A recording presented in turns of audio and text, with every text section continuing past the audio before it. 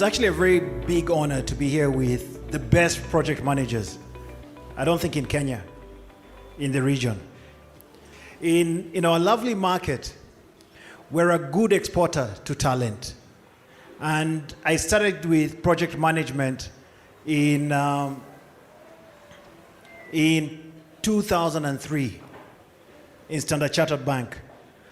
I'm a seasoned banker with actually slightly, just about 20 years of experience in banking, in investment banking.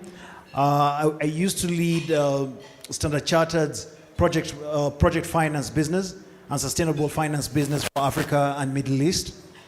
So we hold a special place. I've worked across Africa, yeah? And the special place we hold is we carry expertise across the region. So when Jean called me to be here, I was certain I'm coming, not just for an award dinner, I was coming to be before the best project management professionals in the continent. So it's an honor for me to be here.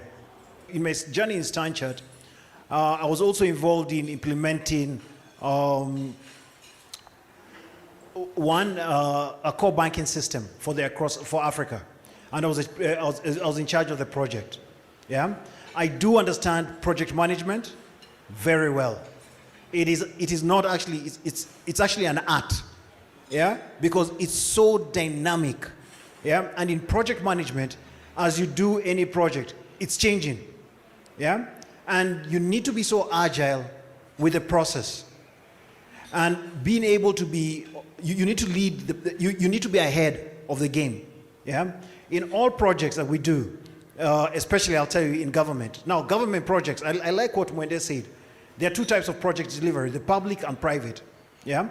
On the private side, actually, the private guys are always very keen to ensure they save every penny. Yeah? So you never have cost overruns. Projects get done on time.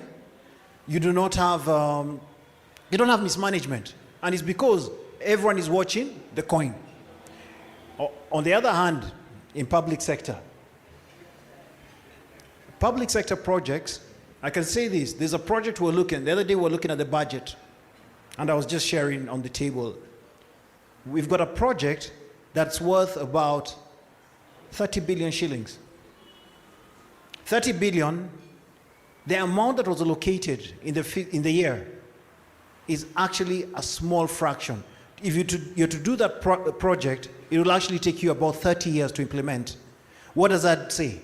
You're actually wasting money. You should actually stop the project and forget about it. And the reason being is, if it's going to take you 30 years to do a project, first, number one, there's a cost of financing in that project. Yeah? You look at it this way, if you're to do a mortgage for 30 years, you'll spend approximately 300% the cost of the house. Yeah? Because of the financing cost. Yeah? Now imagine, we do not, first number one, we're in a very tough environment. Yeah? There's very little liquidity, and especially what's happening in the world. And we're wasting money because we're not planning properly in projects. Yeah? I'll give you a few of the problems, but I'll also tell you the opportunities. So the role of project managers has become more relevant than ever. And by the way, project management is not just in these road projects.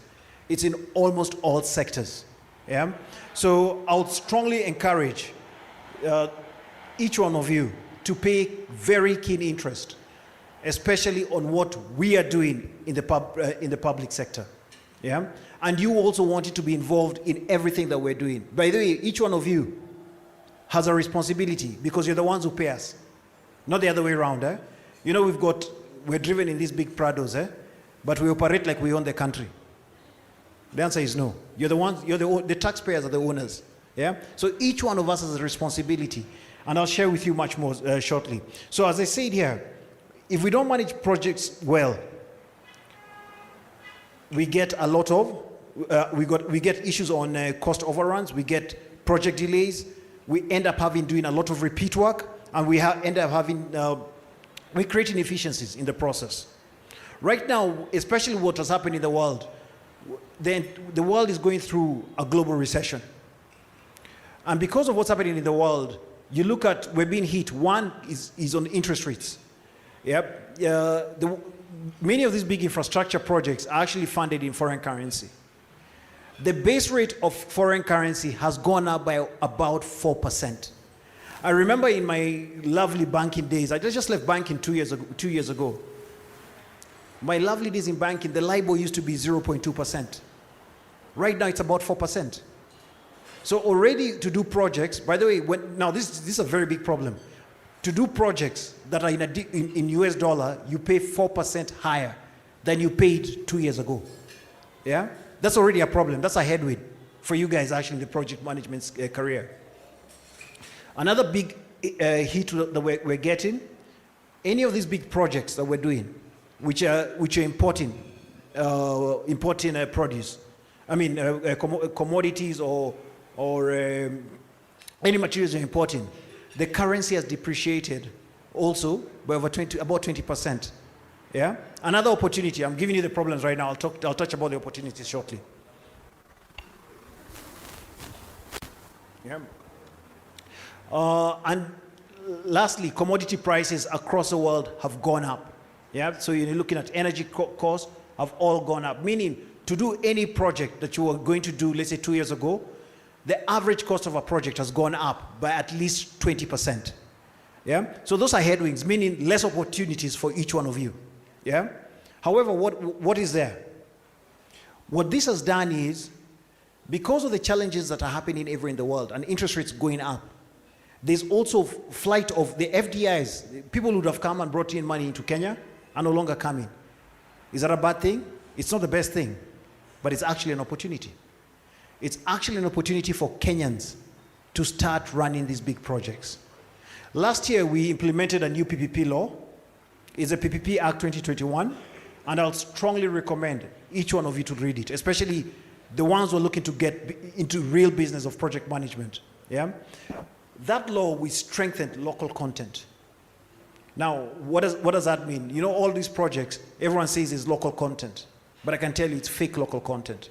I'll tell you what the local content currently works in Kenya. So you get a big project like SGR, Expressway. Do you know how local content gets done? A volunteer. How does local content work in those big projects? Gene. Huh? Local labor. On SGR was about what percent? A very small percent. But local labor, what else? Materials. Okay, go on. But knowledge. That's a good point. Go on. All those are good points of local content that we need to scale up. However, I'll tell you this. When you're doing a project like the SGR or the Expressway, you need Kenyan, not the girl who's going to carry bags. You need Kenyan engineers, you need Kenyan project managers on those projects. That's the only way we're going to scale up the game. Yeah? What happens right now, do you know who's employed?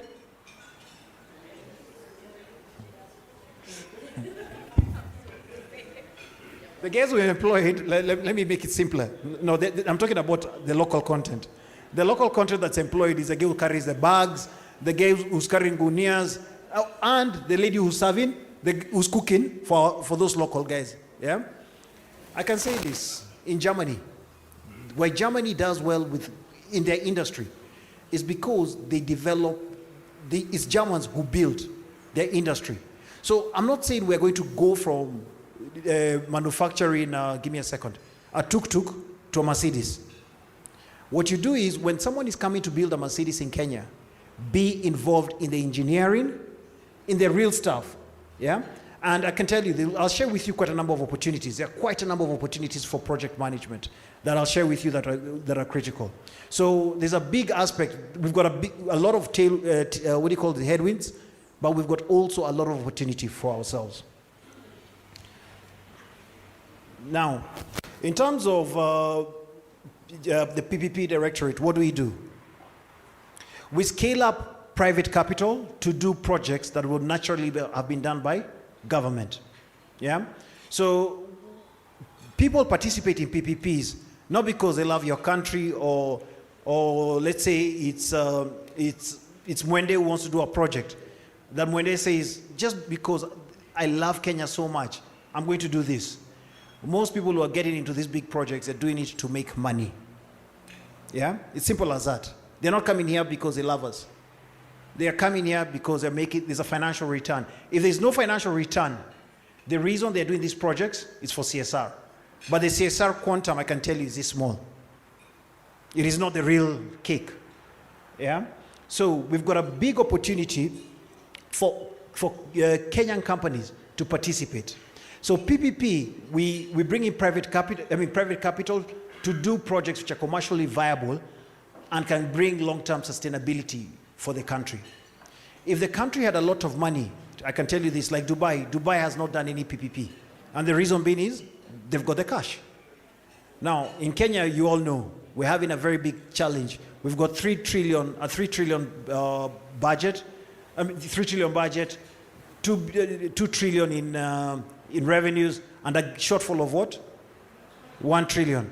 So there's a big gap that we need to fix. So the next big opportunity, and I'm sure everyone has been hearing a lot of pronouncements on PPPs, is because of that gap.